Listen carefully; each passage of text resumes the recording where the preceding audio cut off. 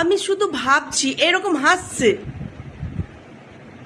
মানে কিভাবে এত তাড়াতাড়ি হাসিটাকে স্টপ করে দিয়ে ঠাকুর ওই দিকে এই দিকে যে হাত জোড়ো করে নমস্কার করছে। তারপর একজন বলল না না এই দিকে ঠাকুর নেই, ঠাকুর ওই দিকে। তাড়াতাড়ি হাতটাকে জোড়ো করে ওই দিকে তাকালো। কি করে পারলো ভাই? অভিনয়, যারা অভিনয় করে তাদের মানে মুমেন্টে কিভাবে লুকটাকে চেঞ্জ করে নিতে হবে তাদের মাথার মধ্যে বোধহয় ভর্তি না কি জানি, ভগবান জানে।